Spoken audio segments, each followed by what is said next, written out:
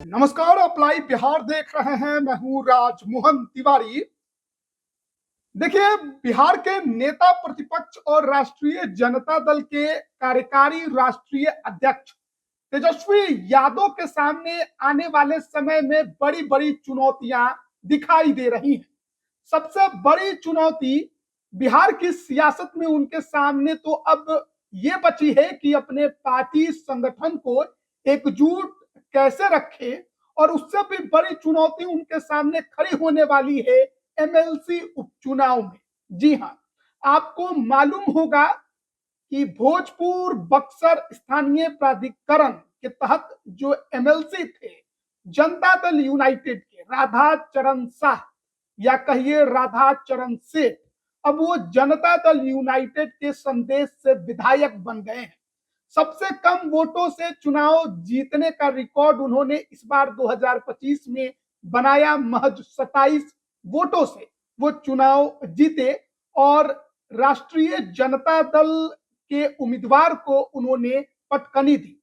लेकिन देखिए, हम ये क्यों कह रहे हैं कि तेजस्वी यादव के सामने ये एमएलसी उपचुनाव बहुत बड़ी चुनौती बनता दिखाई दे रहा है। उसके पीछे बड़े बड़े कारण हैं। देखिए, सबसे पहला और सबसे बड़ा कारण यह है कि तेजस्वी यादव को उस क्षेत्र में उपचुनाव के रण में उतारने के लिए उम्मीदवार ही नहीं मिल रहा है।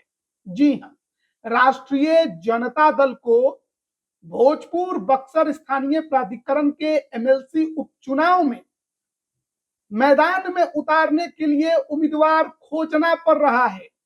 पिछली दफा राधा चरण सेठ के सामने जिस अनिल सम्राट को राजद ने उम्मीदवार बनाया था, 1000 से अधिक वोटों से वो चुनाव हार गए थे। इस बार वो भी दूरी बनाए हुए हैं, वो भी मैदान में उतरने से बचते नजर आ रहे हैं। और हालात ऐसे तेजस्वी यादव के सामने खड़े हो गए हैं, राजद के सामने खड़े हो गए हैं कि उनको कैंडिडेट नहीं मिल रहा है। कोई राजद का उम्मीदवार बनने को उस क्षेत्र में तैयार नहीं है। बड़े बड़े धुरंधर हैं, कहा जा रहा है कि चुनावी मैदान में उतर जाइए, लेकिन सब हवा में। कोई भी सीधे सीधे ये नहीं कह रहा है कि हाँ ठीक है, हम चुनावी मैदान में उतरने को तैयार हैं। जिस पूर्व विधायक के ऊपर अब पार्टी निर्भर हो चुकी है, उस क्षेत्र में उनको उतारने की पूरी तैयारी चल रही है, वो भी अभी दबे दबे से दिखाई दे रहे हैं। अब सोचिए कि भोजपुर और बक्सर का ये एमएलसी उपचुनाव तेजस्वी यादव के सामने कितनी बड़ी मुसीबत और चुनौती खड़ा कर चुका है। 2015 में राधा चरण शाह ने यहां पर राष्ट्रीय जनता दल के टिकट पर ही हुलास पांडे को चुनावी मैदान में शिकस्त दी थी। लेकिन बाद में वो जनता दल यूनाइटेड में आ गए, यानी जेडीयू में शामिल हो गए और 2022 का भी चुनाव उन्होंने जीत लिया। हुलास पांडे 15 का चुनाव हारने के बाद मैदान में पिछली दफा नहीं उतरे थे। लेकिन बात करें अगर एनडीए की, तो वहां दावेदार, पहलवान और उम्मीदवारों की कोई कमी नहीं। लोजपा रामविलास में भी उम्मीदवार भरे हैं। बीजेपी से भी एक से बढ़कर एक धुरंधर चुनावी मैदान में उतरने को बेताब है। जनता दल यूनाइटेड भी कह रही है कि हमारा सीट है, हमारे उम्मीदवार थे, जीते हुए थे तो हम उतारेंगे। उधर उपेंद्र कुशवाहा के भी कुछ ऐसे नेता हैं जो इच्छा रखते हैं कि उनको टिकट दे दिया जाए। जीतन राम मांझी भी चाहते हैं। लेकिन देखिए, फैसला तो होना है जनता दल यूनाइटेड और लोक जनशक्ति पार्टी रामविलास के बीच में कि कौन उम्मीदवार होगा। बीजेपी भी अभी उम्मीदवार देने के फुल मूड में नजर नहीं आ रही है, लेकिन वहां पर भी कैंडिडेट एक से बढ़कर एक मौजूद है। तो एनडीए के अंदर तो उम्मीदवारों की स्क्रूटनी चल रही है कि किसको रखा जाए, किसको छांटा जाए। और राजद के अंदर हाल ऐसा है कि यहां पर कोई लालटेन का सिंबल लेने को तैयार नहीं। हालांकि ये चुनाव जो होते हैं वो सिंबल पे होते नहीं, लेकिन पार्टियां अपने उम्मीदवार के नाम की घोषणा करती है और उस आधार पे जो उनके विचारधारा वाले जनप्रतिनिधि स्थानीय निकाय के होते हैं वो लोग अपना वोट डालते हैं। तो राधा चरण शाह की भी नजर अपने इस सीट पर टिकी हुई है। वो भी चाहते हैं कि पार्टी उनको ही हरी झंडी दे दे और वो अपने परिवार से किसी को भी चुनावी मैदान में उतार देंगे। बड़ा नाम तो उनके बेटे का ही चल रहा है, हुलास पांडे की बात तो है ही, लेकिन और एक से बढ़कर एक धुरंधर एनडीए में मौजूद हैं। वहीं दूसरी तरफ बात करें राष्ट्रीय जनता दल की, तो यहां पर तेजस्वी यादव अब कार्यकारी अध्यक्ष बन गए हैं, सब कुछ फैसले उनको लेने हैं। तो उम्मीदवार मजबूत देख रहे हैं कि किसको यहां पर उतारा जाए जो हर तरह से भारी भरकम हो।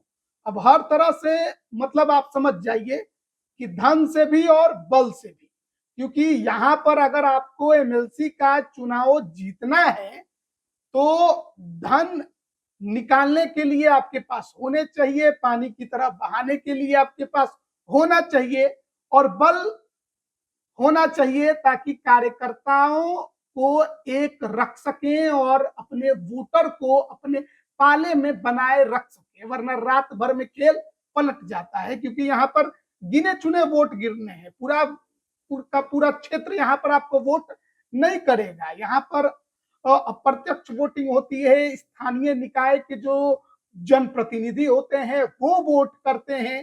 तो ऐसे परिस्थिति में राष्ट्रीय जनता दल के सामने बड़ी चुनौती खड़ी हो गई है। अब राष्ट्रीय जनता दल करे तो क्या करे? देखिए, अभी इस सीट पर उपचुनाव को लेकर तारीखों की घोषणा नहीं हुई है, लेकिन लगभग 2 महीने बीत चुके हैं विधानसभा चुनाव के।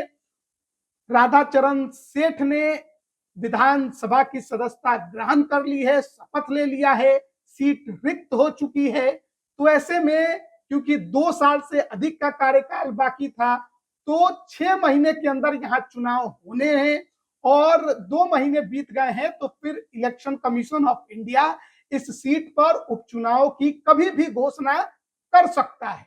तो ऐसे में जो भी पार्टियां हैं, उम्मीदवार देने वाले हैं, जो पहलवान हैं, उनको हर तरह से तैयार रहना होगा।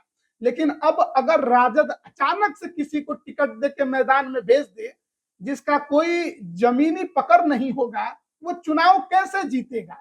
और हालात इतने बद से बदतर हो गए हैं विधानसभा चुनाव 2025 के रिजल्ट के बाद कि राजद का दामन थामने को कोई तैयार नहीं है, राजद का उम्मीदवार बनने को कोई तैयार नहीं है। पूर्व विधायक के नाम की चर्चा है, उनके परिवार के नाम की चर्चा है, लेकिन वो भी उम्मीदवार बनेंगे खुलकर वो भी नहीं बोल रहे हैं। तो बड़े बड़े सवाल है। कुछ ऐसे नेता हैं राजद के जो राजद से उम्मीदवार बनने को तैयार हैं, वो कह रहे हैं कि हाँ हम लड़ जाएंगे, लेकिन जब उनके पीछे जमा पूंजी देखी जा रही है तो कुछ नजर नहीं आ रहा है। वो क्या चुनाव लड़ेंगे, बस नाम के लड़ेंगे और पार्टी का बेड़ा गर्क कर देंगे।